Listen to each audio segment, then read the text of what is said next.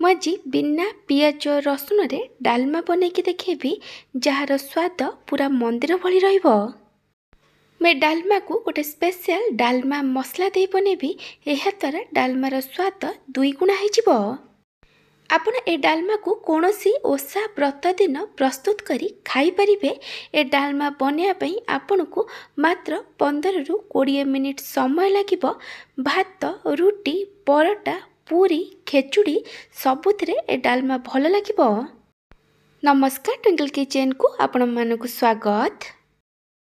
ମୁଁ ଏଠି ଗ୍ୟାସ୍ରେ ଗୋଟେ କଡ଼େଇ ବସାଇ ଗରମ ହେବାକୁ ରଖିଥିଲି। କଡ଼େଇ ଭଲ ଭାବେ ଗରମ ହେଲା ପରେ ମୁଁ ଏଥିରେ ଗୋଟେ ଗିନା ମୁଗ ଡାଲି ଦେଇଛି।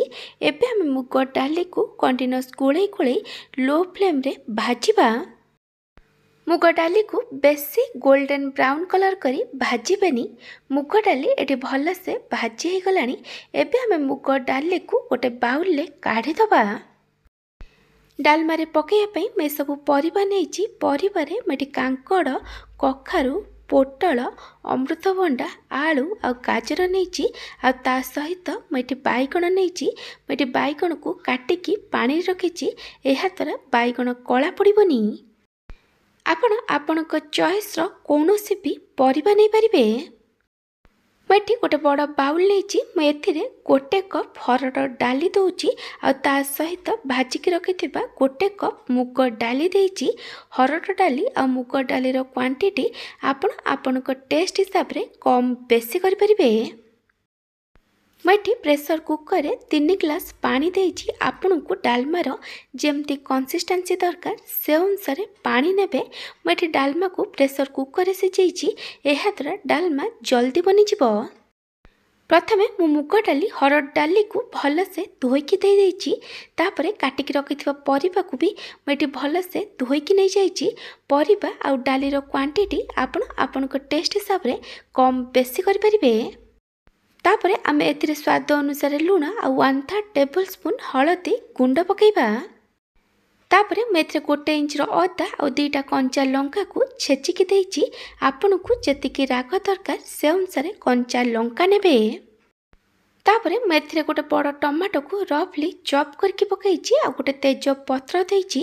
ଏବେ ଆମେ ସବୁକୁ ଭଲସେ ମିକ୍ସ କରିଦେବା। ଆଉ ପ୍ରେସର କୁକରର ଲିଡ୍ ବନ୍ଦ କରିଦେବା।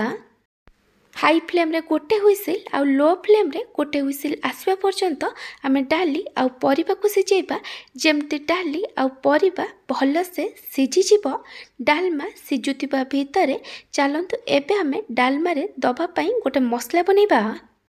ମସଲା ପାଇଁ ମୁଁ ଏଠି 2 ଛୋଟ ଚାମଚ ଜିରା, 1 ଛୋଟ ଚାମଚ ଗୋଟା ଧନିଆ, ଖଣ୍ଡେ ଡାଲଚିନି, 1 ଗୁଜୁରାତି, ଅଧା ଛୋଟ ଚାମଚ ଗୋଲମରିଚ ଆଉ 4ଟା ଶୁଖିଲା ଲଙ୍କା ନେଇଛି।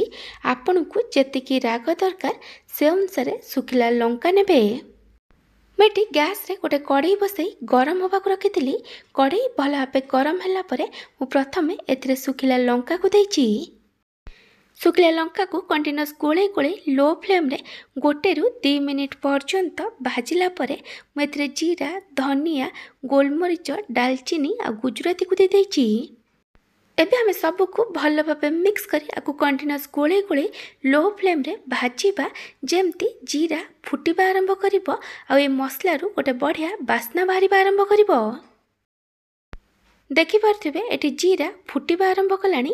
ଏ ମସଲାରୁ ଏଠି ଗୋଟେ ବଢ଼ିଆ ବାସ୍ନା ବାହାରିବା ଆରମ୍ଭ କଲାଣି। ଏବେ ଆମେ ଗ୍ୟାସ୍ ବନ୍ଦ କରିଦେବା। ଆଉ ଏ ମସଲାକୁ ଗୋଟେ ପ୍ଲେଟ୍ରେ କାଢ଼ି ଟିକେ ଥଣ୍ଡା ହେବାକୁ ଦେବା। ମସଲା ଏଠି ଟିକେ ଥଣ୍ଡା ହେଇଗଲାଣି। ଏବେ ଆମେ ମସଲାକୁ ଗୁଣ୍ଡ କରିକି ନେଇଯିବା। ମୁଁ ଏଠି ମସଲାକୁ ଗ୍ରାଇଣ୍ଡିଙ୍ଗ କରିକି ନେଇଯାଉଛି। ଆପଣ ଚାହିଁଲେ ଆକୁ ହୁମୁଦସ୍ତାରେ ଛେଚିକି ନେଇପାରିବେ। ଏ ଡାଲମା ମସଲା ଏଠି ରେଡ଼ି ହେଇଯାଇଛି। ଯେତିକି ଡାଲମା ମସଲା ଦରକାର ସେତିକି ଡାଲମା ମସଲା ୟୁଜ୍ କରିବେ। ବାକି ଡାଲମା ମସଲାକୁ ଗୋଟେ ଏୟାରଟାଇଟ୍ କଣ୍ଟେନରରେ ରଖିଦେବେ। ଯେତେବେଳେ ନେକ୍ସଟ ଟାଇମ୍ ଡାଲମା ବନେଇବେ ସେଥିରେ ଆକୁ ୟୁଜ୍ କରିପାରିବେ। ମୁଁ ଆପଣଙ୍କୁ ଗୋଟେ ଛୋଟ ରିକ୍ୱେଷ୍ଟ କରୁଛି, ଯଦି ଆପଣଙ୍କୁ ଏହି ରେସିପି ଭଲ ଲାଗିବ ତାହେଲେ ଆକୁ ଲାଇକ୍ କରିବେ, ଆପଣଙ୍କ ସାଙ୍ଗମାନଙ୍କ ସହିତ ସେୟାର କରିବେ। ଯଦି ଏପର୍ଯ୍ୟନ୍ତ ମୋ ଚ୍ୟାନେଲକୁ ସବସ୍କ୍ରାଇବ୍ କରିନାହାନ୍ତି ତାହେଲେ ସବସ୍କ୍ରାଇବ୍ କରିବାକୁ ଜମାରୁ ଭୁଲିବେନି। ପାଖରେ ଥିବା ବେଲ୍ ଆଇକନ୍ରେ ଅଲ୍ ନୋଟିଫିକେସନ୍ରେ କ୍ଲିକ୍ କରିବେ। ଏହାଦ୍ୱାରା ଯେଉଁ ଭିଡ଼ିଓ ଆସିବ ଆପଣ ପ୍ରଥମେ ଦେଖିପାରିବେ। ଯଦି ଫେସବୁକ୍ରେ ଦେଖୁଛନ୍ତି ତାହେଲେ ଫଲୋ କରିବାକୁ ଜମାରୁ ଭୁଲିବେନି। प्रेसर कुकर रु 2टा हुइसिल आसला परे मु इंडक्शन बंद करि देइथिली। प्रेसर कुकर पूरा भेपर गला परे मु एठी लीड खोलिछि। एठी डाली आ परिबा सब भल से सिझी जाइछि। एबे हमें डालमा रे छुंक दबा सेथिपई मेटी कड़ाई रे किछि रिफाइन तेल दे गरम होबाक रखिथिली। ता सहित मेटी गोटे छोट चमच घिओ नैछि। आपण खाली रिफाइन तेल कि घिओ नै परिबे। जदि आपण छुंकरे घिओ पकेबे तार डालमार टेस्ट बहुत भल आसीबो। घिओ आउ तेल भल से गरम हो गला परे मु एथिरे 2 छोट चमच जीरा आउ 3टा सुखिला लंका देइछि। जीरा जगार आपण 5 फुटण नै परिबे। एबे हम जीरा आउ सुखिला लंका को भल से भाजिबा। जीरा सुखिला लंका भल से भाजी हो गला परे मु एथिरे आधा छोट चमच हेंगु दउछि। आपण एथिरे निहाती भाबे हेंगु पकेबे। एहा द्वारा डालमार टेस्ट बहुत भल आसीबो।